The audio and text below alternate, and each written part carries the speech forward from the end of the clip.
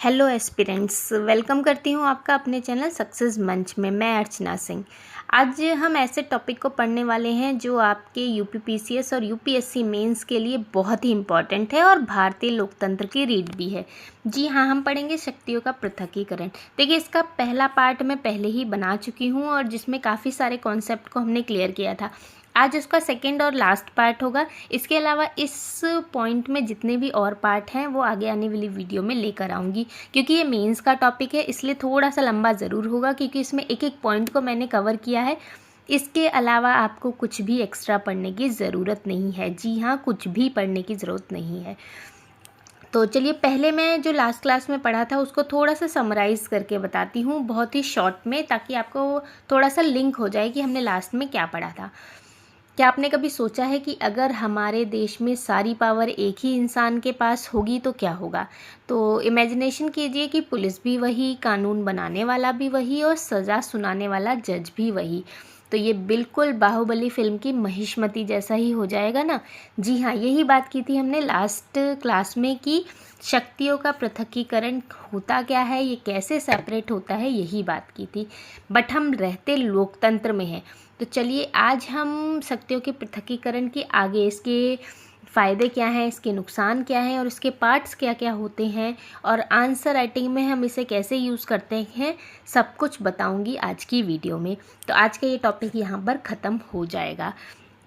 इसके अलावा अगर आपको इसकी पीडीएफ चाहिए तो आप डिस्क्रिप्शन में टेलीग्राम चैनल का लिंक है, उसे ज्वाइन करके पीडीएफ को ले सकते हैं। तो उसको ज्वाइन करना मत भूलिएगा। चलिए शुरू करते हैं। तो फ्रेंड्स, पहली स्लाइड में या फिर लास्ट क्लास में हमने देखा कि सेपरेशन ऑफ पावर क्या है। अब आप लोग पूछेंगे कि मैम ये सब करने की ज़रूरत क्या है, क्यों पढ़ना है हमें, क्यों हम इतनी चीज़ों को कॉम्प्लिकेटेड बना रहे हैं। तो आप स्क्रीन पे ये देख सकते हो, ये ढाल जो बनी हुई है, ये कैप्टन अमेरिका की ढाल नहीं है, ये हमारे लोकतंत्र की ढाल है। बिना इस ढाल के देश एक वन मैन शो बन जाता है। तो चलिए इसके सुपर पावर को देखते हैं। मतलब कि अगर हमारे देश में शक्तियों का सेपरेशन है तो उसके हमें क्या फ़ायदे मिलेंगे। ये एग्ज़ाम में डायरेक्टली तो नहीं पूछा जाता, बट इनडायरेक्टली हमें ये आंसर राइटिंग में लिखने को आता है। तो सबसे पहले हम समझ लेते हैं, उसके बाद देखेंगे कि क्वेश्चन कैसे आ सकते हैं। तो सबसे पहला पॉइंट है इसमें सत्ता के संकेंद्रीकरण को रोकना। यहाँ पर तानाशाही या एक व्यक्ति समूह के शासन में आशंका यहाँ समाप्त हो जाती है। चलिए इसे मैं अपने लैंग्वेज में आपको समझाती हूँ। इसका सबसे पहला फ़ायदा होता है नो तानाशाह। अगर सारी ताकत एक ही के जेब में होगी तो वो इंसान किंग कॉन्ग बन जाएगा।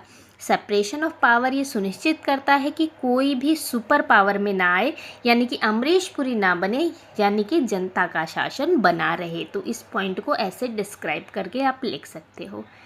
नेक्स्ट हमारा है व्यक्तिगत स्वतंत्रता की रक्षा। हर अंग एक दूसरे पर निगरानी रखता है। इसका मतलब है कि अगर आप अपने घर में चैन से सो पा रहे हो, क्योंकि आपको पता है कि अगर पुलिस बिना बात के दरवाज़ा खटखटाएगी आपका, तो आप कोर्ट में जा सकते हो। यहाँ हर अंग एक दूसरे पर सीसीटीवी कैमरे की तरह नज़र रखता है। इसे ही कहते हैं जुडिशरी रिव्यू। नेक्स्ट हम बात करेंगे यहाँ पर नियंत्रण एंड संतुलन, यानी कि चेक एंड बैलेंस की। ये बहुत ही फेवरेट सब्जेक्ट है। यहाँ पर कोई भी अंग मनमानी नहीं कर सकता। इसका मतलब ये है कि जैसे घर में भाई बहन एक दूसरे की शिकायत मम्मी से करते हैं ताकि कोई भी ज़्यादा स्मार्ट ना बने, यहाँ भी विधायिका, कार्यपालिका और न्यायपालिका एक दूसरे को चेक करते रहते हैं। कमेंट में बताना आप लोग कि आपके घर में भी ऐसा ही चेक एंड बैलेंस चलता है कि नहीं, मतलब कि लोग एक दूसरे पर निगरानी रखते हैं यहाँ। नेक्स्ट है यहाँ पर विशेषज्ञता और दक्षता। यहाँ पर प्रत्येक अंग अपने क्षेत्र में विशेषज्ञता रखते हैं। अब देखिए, जैसे सचिन तेंदुलकर है, उनसे आप फुटबॉल खेलने को तो बिल्कुल नहीं कहोगे ना। वैसे ही जज का काम है कानून की व्याख्या करना, नेताओं का काम है कानून बनाना। जब सब अपना अपना काम अपनी अपनी स्पेशलिटीज़ में करेंगे तभी तो देश प्रो लेवल पे काम करेगा, तभी तो चलेगा प्रो लेवल पे। यही इसमें मेन होता है। नेक्स्ट हम बात करेंगे जवाबदेही और पारदर्शिता की। कार्यपालिका विधायिका के प्रति उत्तरदायी, न्यायपालिका संवैधानिकता की रक्षक होती है। मतलब कि लोगों को अपना अपना काम करना होता है, लोगों को, जनता को जवाब देना होता है और जो काम कर रहे हैं उन्हें पूरी पारदर्शिता के साथ करना होता है। एक है लोकतांत्रिक मूल्यों की रक्षा, मतलब कि समानता और न्याय सुनिश्चित करना। जो भी हमारे लोकतंत्र में मूल्य हैं उनकी रक्षा भी सेपरेशन ऑफ पावर के थ्रू की जा सकती है। अब यहाँ पे बॉक्स में लिखा हुआ है कि शक्तियों के पृथकीकरण लोकतंत्र को बहुसंख्यकवाद से बचाना है। इसका मतलब ये होता है कि सिर्फ इसलिए नहीं कि किसी के पास बहुत सारी वोट हैं तो वो अपनी मनमानी कर सकता है। नहीं, ऐसा नहीं होता। कानून सबके लिए बराबर है, इसे ही कहते हैं रूल्स ऑफ लॉ। तो ये मेन पॉइंट इसका हो जाता है। चलिए, अभी तक तो हमने इस सिद्धांत की बहुत सारी तारीफ़ें कर ली, लेकिन क्या ये सेपरेशन ऑफ पावर सच में परफेक्ट है? नहीं दोस्तों, सिक्के का दूसरा पहलू भी होता है। अगर इन गियर्स के बीच, यहाँ आपको दिखाई दे रहा होगा, जरा भी फ्रिक्शन हो जाए यानी कि घर्षण हो जाए तो पूरा देश ठप हो सकता है। तो चलिए देखें कि ये जो ढाल हमने देखी थी इसमें कमियाँ कहाँ कहाँ हैं और इसके डिसएडवांटेज क्या क्या होते हैं। तो सबसे पहला डिसएडवांटेज है कठोर पृथकीकरण असंभव होता है। आधुनिक राज्य में समन्वय ज़रूरी है, पूर्ण अलगाव निर्णय में देरी देता है। इमेजिन कीजिए कि एक टीम में खाना बनाने वाला और खिलाने वाला बिल्कुल एक दूसरे से बात नहीं कर रहे हैं, तो वक्त पे खाना नहीं मिलेगा, किसको क्या खाना है वो नहीं पता चलेगा, बिल्कुल भी सब चीज़ें टाइम पे नहीं हो पाएंगी। तो आधुनिक समय में सरकार को तेज़ी से काम करना होता है। अगर हम बिल्कुल दीवार खड़ी कर देंगे तो फैसला लेने में इतनी देरी होगी कि जनता परेशान हो जाएगी। यानी कि पूर्ण अलगाव का मतलब होता है डिसीज़न लेने में देरी। नेक्स्ट पॉइंट है डेडलॉक की स्थिति। तीनों अंगों के बीच टकराव से शासन लकवाग्रस्त हो सकता है। इसको समझने के लिए इसे ईगो क्लैश से समझ सकते हो आप। जब विधायिका कहे कि मैं सही हूँ, न्यायपालिका कहे नहीं मैं बॉस हूँ, तो शासन बिल्कुल पैरालाइज्ड हो जाएगा, यानी कि उसे लकवा मार जाएगा। कोई काम आगे नहीं बढ़ेगा, सारा काम ठप हो जाएगा। तो एस्पिरेंट्स आप ध्यान रखिए, डेडलॉक का मतलब है जनता का सीधा सीधा नुकसान होना। नेक्स्ट हम बात करेंगे अदक्षता यानी कि इनएफिशिएंसी। जैसे आजकल की समस्याएं होती हैं, जैसे कि क्लाइमेट चेंज हो रहा है, इकोनॉमिक क्राइसिस हो रहा है, ये इतने जटिल हैं कि अकेले कोई एक अंग इसे हल नहीं कर सकता बिल्कुल भी। इसके लिए अंगों को एक दूसरे का हाथ थामना पड़ता है। अगर सब अपनी अपनी गुफा में बैठ जाएंगे, सोचेंगे कि हम तो सिर्फ अपना ही काम करेंगे, तो यहाँ एफिशिएंसी बिल्कुल ख़त्म हो जाएगी। नेक्स्ट बात करेंगे संसदीय प्रणाली में फ्यूज़न, यानी कि भारत में कार्यपालिका विधायिका का हिस्सा ही है। भारत के कॉन्टेक्स्ट में ये बात करेंगे तो बहुत ही इम्पॉर्टेंट पॉइंट्स हो जाता है। हमारे यहाँ सेपरेशन तो है बट बिल्कुल तलाक की कगार पे नहीं है। यानी कि कार्यपालिका जो होती है पीएम और मंत्री खुद विधायिका यानी कि संसद का हिस्सा होते हैं। हमारे यहाँ वाटर टाइट सेपरेशन नहीं है बल्कि कोऑर्डिनेशन से काम चलता है। नेक्स्ट बात करेंगे अतिक्रमण का डर। न्यायिक सक्रियता या न्यायपालिका द्वारा एक दूसरे के क्षेत्र में दखल की आशंका। जब एक अंग दूसरे के इलाके में बिन बुलाए मेहमान की तरह अगर घुस के आ जाता है, कभी जज साहब नियम बनाने लगते हैं, कभी सरकार जजों की नियुक्ति में दखल देने लगती है, जैसे कि आपने बहुत सारे केसेस सुने भी होंगे। इसी खींचातान को हम अतिक्रमण कहने लगते हैं। यहाँ पर आपको यहाँ दिख रहा होगा निष्कर्ष। यहाँ लिखा हुआ है निष्कर्ष में कि सिद्धांत आदर्श हैं लेकिन व्यवहार में कार्यात्मक संतुलन ही व्यवहारिक है। इसका मतलब हो सकता है कि हकीकत में हमें कार्यात्मक संतुलन चाहिए, मतलब कि दूरी भी रहे बट ज़रूरत पड़ने पर सब साथ में आके कॉरपोरेट की तरह काम भी करें। तो कमेंट में आप मुझे बताओ कि क्या आपको लगता है कि भारत में न्यायपालिका कभी कभी ज़रूरत से ज़्यादा दखल देती है? यस या नो ज़रूर लिखना कमेंट में। और इन पॉइंट्स को याद भी आप रख सकते हो बहुत अच्छे से, क्योंकि मेंस में जब क्वेश्चन आता है तो थोड़ा घुमा के आता है, डायरेक्ट नहीं पूछा जाएगा कि एडवांटेज और डिसएडवांटेज बताओ। इसको भी हम बात करेंगे कि क्वेश्चन किस लेवल से आपके पूछे जाते हैं। देखिए, अभी तक जो हमने पढ़ा वो सब किताबी बातें थी, बट हम अब बात करते हैं अपने प्यारे भारत की। क्या भारत अमेरिका की तरह कट्टर है कि न्यायपालिका और कार्यपालिका एक दूसरे की शक्ल भी नहीं देखेंगे? बिल्कुल भी नहीं। भारत में मामला थोड़ा अलग और बहुत ही इंटरेस्टिंग भी है। स्क्रीन पे आप देख सकते हो, यहाँ 2 तराजू बने हुए हैं। तो ये है संतुलन का तराजू, यही है भारत का असली सच। अब इसके बारे में मैं डिटेल में आपको समझाती हूँ। यहाँ की सबसे पहले है कार्यात्मक विभाजन। यहाँ इसका मतलब है कि काम का बंटवारा। भारत में हमने ये नहीं कहा कि आप एक दूसरे से अलग हो जाओ, हमने कहा है आपके काम अलग अलग हैं। जैसे कि संसद कानून बनाएगी, सरकार उसे लागू करेगी और कोर्ट उसकी जांच करेगी। अगर इंटरेस्टिंग वे में मैं आपको समझाना चाहूँ तो ये बिल्कुल वैसा ही है जैसा घर में शादी हो रही है, चाचा जी कैटरिंग संभाल रहे हैं, ताऊ जी टेंट का काम, सबका काम बटा हुआ है, लेकिन मकसद एक ही है कि शादी अच्छे से हो जाए। तो इन लोगों का मकसद एक ही है, देश अच्छे से चलना चाहिए। तो यहाँ पर इसलिए कार्यात्मक विभाजन होता है। नेक्स्ट हम बात करेंगे यहाँ पर नियंत्रण और संतुलन के बारे में। यहाँ पर आपको चेन दिख रही होगी, ये बांधने के लिए नहीं है बल्कि एक लगाम लगाने के लिए है। अगर संसद कोई ऐसा कानून बना दे जो आपके अधिकारों को छीन ले तो न्यायपालिका उस पर ब्रेक लगा देगी, जैसे कि जुडिशियल रिव्यू में होता है। अगर कोर्ट जज साहब सही काम ना करे तो संसद उन्हें हटाने की प्रक्रिया शुरू कर सकती है, जैसे कि इम्पीचमेंट में होता है। इसे कहते हैं कि तुम भी ज़्यादा नहीं, मैं भी कम नहीं, हम सब संविधान के नीचे हैं। अब नीचे यहाँ पर लाइन लिखी हुई है कि भारत संविधान में सख्त पृथकीकरण को नहीं अपनाता, यह पूरी तरह से कार्यात्मक विभाजन और नियंत्रण और संतुलन पर आधारित है।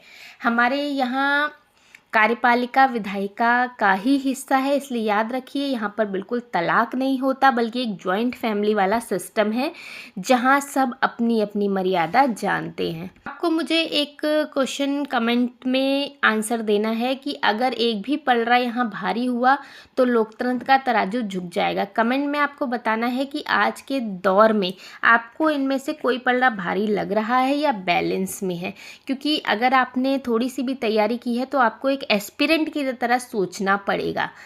तो इसको मुझे कमेंट में ज़रूर बताना। और एक और क्वेश्चन आपसे पूछूंगी कि भारत का राष्ट्रपति किसका हिस्सा है, विधायिका का, कार्यपालिका का?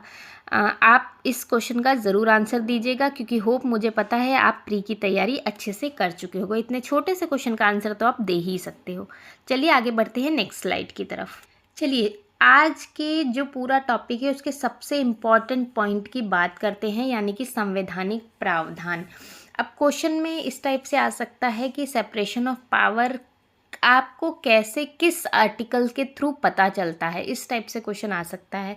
तो अब एस्पिरेंट्स जो मेरे पास बहुत सारे कमेंट आते हैं, सबसे बड़ा उनका डर होता है कि मैम आर्टिकल्स याद नहीं होते। तो आज मैं आपको ये 3 जो यहाँ पिलर्स दिखाई दे रहे हैं आपको, ये आपको मैं ऐसे समझाऊंगी, ऐसे रटाऊंगी कि आर्टिकल्स आपको बहुत अच्छे से मेमोराइज हो जाएंगे। स्क्रीन पर देख सकते हो आप कि ये 3 पिलर हमारी लोकतंत्र की जो छत है, संवैधानिक इसको थामे हुए हैं। अगर एक भी यहाँ से पिलर हिल गया तो यहाँ हमारी छत गिर जाएगी। तो आपको यहाँ विधायिका के संवैधानिक प्रावधान, कार्यपालिका के और न्यायपालिका के तीनों आपको लर्न करने पड़ेंगे, और जहाँ पे इसकी आवश्यकता होगी वहाँ आंसर राइटिंग में इसे इनपुट करना पड़ेगा आपको। तो सबसे पहले बात करते हैं यहाँ पर आर्टिकल 50 की, जो बहुत ही इम्पॉर्टेंट है। यहाँ 1 मिनट, हाँ ये आर्टिकल 50, मैं यहाँ पे कलर चेंज कर लेती हूँ जिससे आपको साफ साफ दिखाई दे। तो न्यायपालिका को कार्यपालिका से अलग करने का निर्देश जो कि डीपीएसपी में दिया गया है, यानी कि राज्य के नीति निर्देशक तत्व में। यहाँ आप देख सकते हो कि एक बड़ा सा बैनर टंगा हुआ है, ये वाला।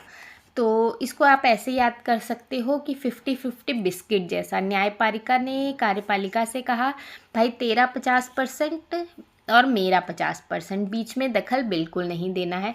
ये डीपीएसपी का हिस्सा होता है, यानी राज्य को निर्देश है कि जजों को नेताओं से दूर रखें। तो यहाँ सेपरेशन बताता है ये आर्टिकल, यहाँ पे बहुत ही इम्पोर्टेंट आर्टिकल है और आपको अपने आंसर राइटिंग में इंक्लूड करना ही पड़ेगा। नेक्स्ट आर्टिकल की बात करेंगे, आर्टिकल 79 और 168 संसद और विधानमंडल की स्थापना की बात करता है। ये बर्थ सर्टिफिकेट है। या 79 कहता है कि संसद होगी और 168 कहता है कि राज्यों में विधानसभा होगी। तो ये इम्पॉर्टेंट आर्टिकल है आपके लिए।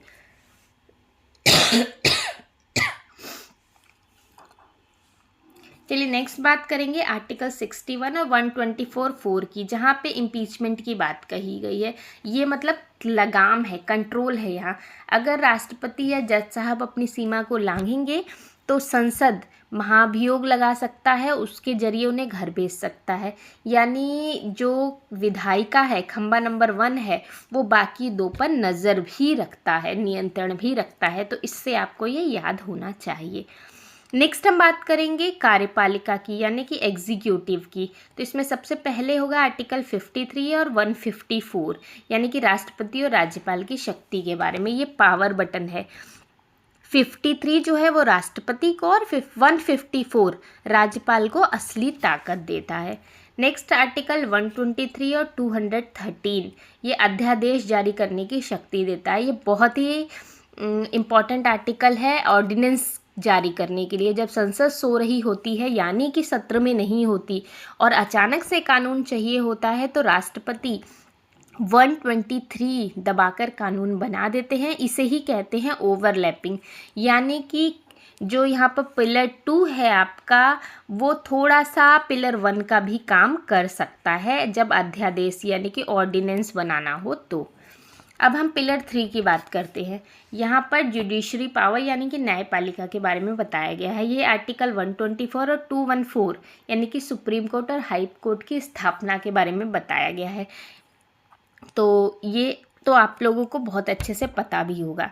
नेक्स्ट बात करेंगे आर्टिकल 13, 32 और 226 की। ये सुपर पावर है, यानी कि न्यायिक समीक्षा।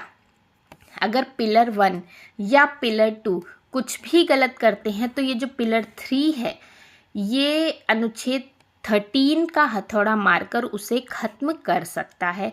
आर्टिकल 32 और आर्टिकल 226 आपके इमरजेंसी कॉल नंबर हैं। जब आपके अधिकार खतरे में हो तो आप जुडिशरी का दरवाज़ा खटखटा सकते हो, जैसे कि आपको अच्छे से इस आर्टिकल के बारे में पता होगा। तो मैं बहुत ज़्यादा इसको एलिब्रेट करके वीडियो को लंबी नहीं करना चाहती हूँ, तो आप समझ चुके होंगे।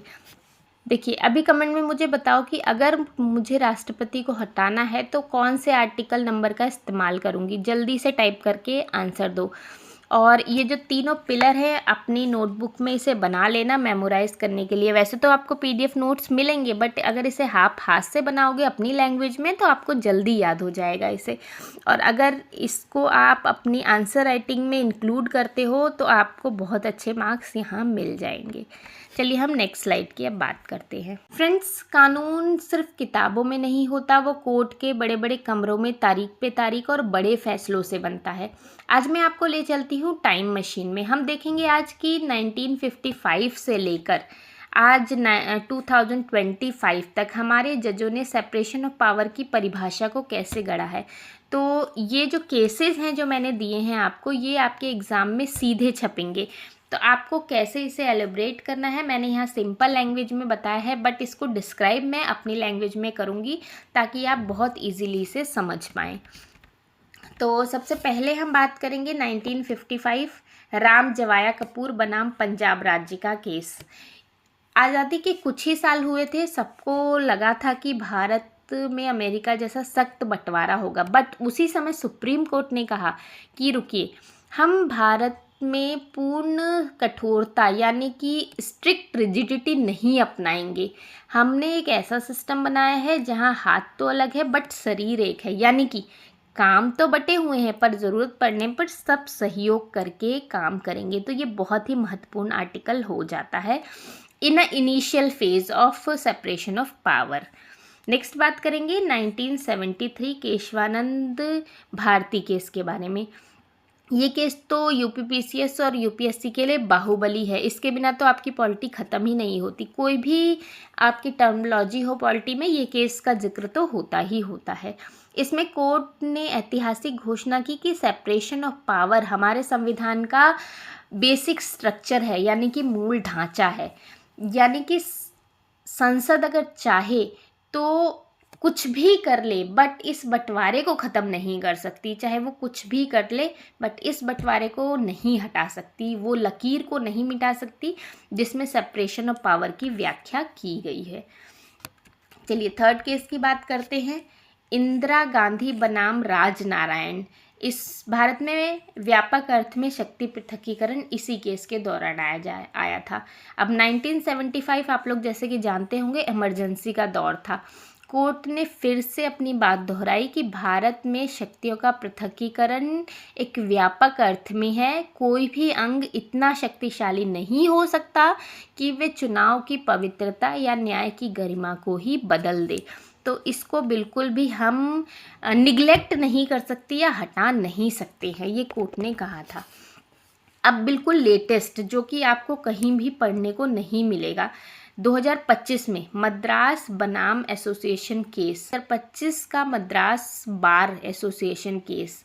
आपने ट्रिब्यूनल के बारे में ज़रूर सुना होगा। तो सरकार चाहती थी कि उन पर थोड़ा कंट्रोल रहे, बट कोर्ट ने कहा नो वे। अगर कार्यपालिका जजों के काम में या ट्रिब्यूनल में दखल देगी तो वो असंवैधानिक होगा। न्यायपालिका की आज़ादी यहाँ सबसे ऊपर है। तो ट्रिब्यूनल में दखल देना असंवैधानिक घोषित किया ये लेटेस्ट केस ने। तो ये केस आपको एग्ज़ाम में लिखना बहुत ज़रूरी होगा। तो दोस्तों इन चारों केसेस को आप बहुत अच्छे से समझ के अपने नोटबुक में नोट्स ज़रूर बना लें। चलिए यहाँ आपका मेमोरी टेस्ट करती हूँ। अभी मैंने जो क्वेश्चन बताया उसमें आप लोग मुझे बताइए कि बेसिक स्ट्रक्चर शब्द सबसे पहले किस केस में आया, राम जवाया केस में या केशवानंद भारती केस में। जो भी गलत बताएगा वो ये वीडियो पूरी दोबारा से देखेगा। तो चलिए आगे शुरू करते हैं। ये वाली जो स्लाइड है भारत में फ्यूज़न, ये विधायिका, कार्यपालिका और न्यायपालिका, ये मैं पार्ट 1 में भी बहुत अच्छे से क्लियर कर चुकी है, इसलिए यहाँ बहुत ज़्यादा डिस्क्राइब नहीं करूँगी। तो सबसे पहले हम बताती हूँ कार्यपालिका, यानी कि मंत्रिपरिषद विधायिका से ही आती है, इसके बारे में बात करते हैं। तो आपने देखा होगा कि जो हमारे मंत्री हैं वो संसद में बैठते हैं। क्यों? क्योंकि भारत में अब तक आप तब तक मंत्री नहीं बन सकते जब तक आप संसद के सदस्य ना हो। तो ये गोले का वो हिस्सा है जहाँ नीला और गुलाबी रंग मिल रहा होगा। कार्यपालिका अपनी हर सांस के लिए विधायिका के प्रति उत्तरदायी है। अगर संसद ने नो कॉन्फिडेंस मोशन पास कर दिया तो सरकार को टाटा बाय बाय करनी ही पड़ेगी। नेक्स्ट बात करेंगे, विधायिका न्यायकारी करती है। तो अब आप कहेंगे मैम कानून बनाने वाले जज कब से बन गए? तो याद रखिए यहाँ पर जब विशेषाधिकार हनन की बात आती है, अगर कोई संसद की बेइज्जती करे या उसके काम में अड़चन डाले तो संसद उसे खुद सज़ा सुना सकती है। यहाँ विधायिका जो है वो जज की टोपी पहन सकती है और उसे सज़ा दे सकती है। नेक्स्ट हम बात करेंगे सबसे हॉट टॉपिक की, यहाँ जुडिशियल एक्टिविज़म की। कभी कभी जब सरकार सो रही होती है तो न्यायपालिका PIL के ज़रिए आदेश देती है कि सड़कों पर लाइट लगाओ या प्रदूषण कम करने के लिए कोई गाइडलाइन लाओ। किसी भी केस के लिए वो अपनी लेवल पे एंट्री दे सकती है। यहाँ कोर्ट केवल फैसला नहीं सुना रही है बल्कि नियम या गाइडलाइंस बना रही है। यानी कि हरा जो गोला है वो लाल वाले के इलाके में एंट्री मार रहा है ऐसे। तो बच्चों ध्यान दीजिए कि अगर एग्ज़ाम में सवाल आए तो भारत में सेपरेशन है तो ये डायग्राम बनाना आपके लिए बहुत ज़्यादा ज़रूरी है। और आपको नीचे लिखना है कि भारत में अंगों का पृथकीकरण नहीं है बल्कि फंक्शनल ओवरलैप और कोऑर्डिनेशन है। यही जो मैं आपको बता रही हूँ यही आपको दूसरों से 1-2 नंबर एक्स्ट्रा दिलाएगा। तो ये सब स्ट्रेटजी आपको बिल्कुल अच्छे से यूज़ करनी है। देखिए बहुत ही important topic, current challenges in 2025-26। दोस्तों हमने थ्योरी पढ़ ली, हिस्ट्री देख ली, बट क्या 2025-26 के भारत में सब कुछ ऑल इज़ वेल है? बिल्कुल भी नहीं। अभी तो असली खेल शुरू हुआ है। चलिए देखते हैं लोकतंत्र के जो 3 पिलर्स थे के बीच आजकल किस बात की कुश्ती चल रही है, मतलब कि प्रेजेंट में क्या सिनेरियो चल रहा है, इसको हम देखते हैं। तो सबसे पहले हम देखेंगे चुनौतियों के प्रकार। चुनौती सबसे पहले है न्यायिक अतिक्रमण या न्यायिक सक्रियता भी कहते हैं इसे। जब जज साहब को लगता है कि वो सिर्फ न्याय नहीं करेंगे बल्कि देश भी चलाएंगे, जैसे कि पटाखों पे बैन या फिर समलैंगिक विवाह पर गाइडलाइंस। तो इसमें आप लोग को ध्यान देने की ज़रूरत है कि विधायिका के इलाके में बिना वीज़ा के एंट्री है, इसे कहते हैं जुडिशियल ओवररीच, यानी कि विधायिका कार्यपालिका के क्षेत्र में दखल देती है। नेक्स्ट बात करेंगे कार्यपालिका का अतिक्रमण। अब सरकार की बारी है। जब संसद का इंतजार किए बिना बार बार अध्यादेश या कि ऑर्डिनेंस लाए जाते हैं या जजों की नियुक्ति में देरी होती है, ये न्यायपालिका की आज़ादी पर ब्रेक लगाने जैसा है। 2025 में ट्रिब्यूनल वाला मामला आप लोग को याद ही होगा, ये सबसे लेटेस्ट एग्जाम्पल है जो आप दे सकते हो। नेक्स्ट हम बात करेंगे विधायिका का अतिक्रमण। संसद भी बिल्कुल पीछे नहीं हटती जब वो ऐसे कानून बनाए जो अदालत के फैसले को ही ज़ीरो कर दे, यानी कि ये आपने मामला सुना होगा NJAC वाला, जो कि 2014 में रद्द हो गया था। ये मामला है, यहाँ ये न्यायपालिका की लक्ष्मण रेखा को लांघना कहलाता है। यहाँ पे न्यायपालिका की स्वतंत्रता पर खतरा होता है। नेक्स्ट है गवर्नर की भूमिका। ये पॉइंट आपको मेंस के लिए गोल्ड दिला सकता है। तमिलनाडु केस 2025 को आपको यहाँ मेंशन करने की ज़रूरत है। जब गवर्नर साहब बिलों को अपने पॉकेट में रख लेते हैं, यानी कि पॉकेट वीटो का प्रयोग करते हैं और फैसला नहीं देते, तो सुप्रीम कोर्ट को समय सीमा तय करनी पड़ती है। ये संघीय ढांचे के संतुलन के बिगड़ने की निशानी है, तो इसको आपको बहुत अच्छे से डिकोड करना पड़ेगा। तो वर्तमान परिदृश्य में क्या क्या चुनौतियां फेस कर रही है सेपरेशन ऑफ पावर, ये आपको अच्छे से यहाँ डिकोड करना पड़ेगा। फ्रेंड्स, हमने मुख्य चुनौतियां तो यहाँ देख ली हैं, बट कुछ ऐसी बहुत ही बारीक चीज़ें भी हैं जो हेडलाइंस में तो बहुत छोटी दिखती हैं, बट हमारे लोकतंत्र की बुनियाद को भी हिला सकती हैं। तो चलिए बात करते हैं उन इमर्जिंग इशू की जो आपके 2025-26 के मेंस पेपर के लिए सबसे हॉट टॉपिक्स बन सकते हैं। तो सबसे पहला है नियामक संस्थाओं की समस्या। यहाँ पर कभी सोचा है आपने कि सेबी और आरबीआई जैसी संस्थाएं क्या है? ये तो ना तो पूरी तरह से सरकार की तरह काम करती है और ना ही ये पूरी तरह से कोर्ट की तरह काम करती है, बट आज इन कार्यपालिका का प्रभाव बढ़ रहा है इनके ऊपर। जब सरकार इन संस्थाओं के काम में दखल देती है तो शक्तियों का बंटवारा जो हमारा कॉन्सेप्ट है वो ब्लर होने लगता है, यानी कि धुंधला होने लगता है। तो आप इसे मेंस में बहुत अच्छे से डिकोड कर सकते हो। नेक्स्ट हम बात करेंगे कमज़ोर अपोजिशन, मतलब कि वीक अपोजिशन के बारे में। लोकतंत्र का चेक एंड बैलेंस तभी चलता है जब संसद में बहस हो। अगर एक ही दल का भारी बहुमत हो तो विपक्ष कमज़ोर हो तो संसद सिर्फ एक रबड़ स्टैंप यहाँ पर बन के रह जाती है। यहाँ विधायिका और कार्यपालिका पर नियंत्रण खत्म होने लगता है। देखिए, कुछ लेटेस्ट यहाँ पे हालिया घटनाक्रम की यहाँ बात करती हूँ मैं। तो सबसे पहला है ट्रिब्यूनल रिफॉर्म एक्ट 2021। यहाँ पर सुप्रीम कोर्ट ने असंवैधानिक इसे घोषित किया क्योंकि न्यायपालिका की आज़ादी ये छीन रहा था। ये एक डायरेक्ट कॉन्फ्लिक्ट का केस था। अब ये जो केस मैंने आपको हिंट के रूप में दिए हैं, आप इसे जाके सेपरेट गूगल में सर्च करके पढ़ भी सकते हो। ये मैंने आपको हिंट के रूप में दिए हैं कि आप इसको अगर अपने आंसर में इंक्लूड करोगे तो आपको एक्स्ट्रा मार्क्स मिलने के यहाँ पूरे चांसेस हैं। चलिए नेक्स्ट बात करते हैं उपराष्ट्रपति का बयान 2025 के बारे में, जो कि मोस्ट इम्पॉर्टेंट है। जब संवैधानिक पदों पर बैठे लोग कहें कि शासन केवल कार्यपालिका का कार्य होना चाहिए, तो ये बहस छेड़ देता है कि क्या हम न्यायपालिका की भूमिका को कम करना चाहते हैं। तो बहुत ही लेटेस्ट एग्जाम्पल है। नेक्स्ट है राष्ट्रपति का संदर्भ 2025, मतलब कि गवर्नर बनाम सुप्रीम कोर्ट। यहाँ पर गवर्नर की शक्तियों पर कोर्ट का सख्त रुख यहाँ अपनाया गया था। ये संघीय ढांचे के लिए एक टेस्ट केस है। तो इन तीनों केसेस के बारे में जानकारी इकट्ठा करिए और कमेंट सेक्शन में या फिर टेलीग्राम चैनल पे इसको ज़रूर पोस्ट कीजिए ताकि और लोग भी इसको पढ़ सकें। देखिए फ्रेंड्स, अब तक हमने सारा देखा कि सेपरेशन ऑफ पावर क्या होते हैं, फ़ायदे नुकसान क्या है, चुनौतियां क्या है, सब कुछ पढ़ा हमने। बीमारी देख ली, मेनली लक्षण देख लिए, बट अब वक्त है इलाज का। तो अगर हमें भारत को विकसित बनाना है तो इन पिलर्स को मजबूत करना होगा। ये जो तीनों पिलर्स हैं हमारी न्यायपालिका, कार्यपालिका और विधायिका की, ये हमारी क्लास का सबसे मेन पॉइंट होगा, द वे फॉरवर्ड। तो सबसे पहले न्यायपालिका की बात करेंगे तो यहाँ लिखा हुआ है आत्मसंयम। तो इसका मतलब यह है कि जज साहब को सुपरमैन बनने की बिल्कुल ज़रूरत नहीं है, उन्हें सेल्फ रेस्ट्रेंट रखना होगा। कोर्ट का काम कानून की व्याख्या करना है, कानून बनाना नहीं। अगर न्यायपालिका अपनी सीमा में रहेगी तभी लोकतंत्र का संतुलन बना रहेगा। तो ये आप यहाँ कंक्लूजन में इंक्लूड कर सकते हो। नेक्स्ट हम बात करेंगे कार्यपालिका की।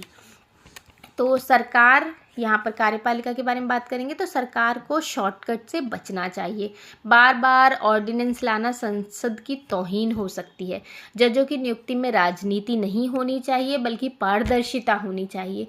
सिस्टम को लटकाने के बजाय उसे चलाने पर ध्यान देना चाहिए। चलिए नेक्स्ट बात करेंगे विपक्ष विधायिका में। तो इसमें क्या होगा कि इसमें मजबूत विपक्ष होना चाहिए और बहस होनी चाहिए। संसद सिर्फ शोर मचाने की जगह नहीं होनी चाहिए, यहाँ सार्थक बहस यानी कि मीनिंगफुल डिबेट होनी चाहिए। एक स्वस्थ लोकतंत्र वही है जहाँ सत्ता पक्ष विपक्ष का सम्मान करे और विपक्ष देश हित में सुझाव दे। तो B.R. अम्बेडकर जी ने कहा था कि संविधान कितना भी अच्छा क्यों ना हो, अगर चलाने वाले बुरे होंगे तो वो बुरा साबित होगा। ये जो मैंने आपको कोट कहा है ये अपने आंसर राइटिंग में ज़रूर इस्तेमाल करो, बहुत ही अच्छे पॉइंट्स नंबर मिलेंगे आपको। तो ये दोबारा मैं लाइन रिपीट कर देती हूँ कि B.R. अम्बेडकर जी ने कहा था संविधान कितना भी अच्छा क्यों ना हो, अगर चलाने वाले बुरे होंगे तो वह बुरा साबित होगा। हमें नियमों के साथ साथ नैतिकता का भी पालन करना चाहिए। तो एस्पिरेंट्स, ये सेपरेशन ऑफ पावर की थी पूरी मास्टर क्लास। आज हमने आज़ादी के बाद से लेकर 2025 तक के सफ़र को तय किया। मुझे यकीन है कि अब कोई भी टॉपिक सेपरेशन ऑफ पावर से आएगा तो आप बहुत अच्छे से करके आएंगे। तो आज की क्लास आपको कैसी लगी बिल्कुल फीडबैक देना मत भूलिएगा, और इसका PDF आप टेलीग्राम चैनल से ले सकते हैं। तो आज की क्लास में हमने सिर्फ टॉपिक को पढ़ा नहीं है बल्कि अच्छे से समझा कि देश कैसे चलता है। तो अगर आपको बहुत अच्छे से इस टॉपिक समझ आया हो तो अपने दोस्तों को शेयर ज़रूर करें, और जो अभी भी पुराने तरीक़ों से बोरिंग पढ़ाई कर रहे हैं तो वो लाइक का बटन ज़रूर दबाएं और सब्सक्राइब भी ज़रूर करें हमारे इस छोटे से परिवार को बड़ा बनाने के लिए। तो मिलते हैं अगले लेक्चर में, तब तक के लिए thank you, thanks for watching success मंच।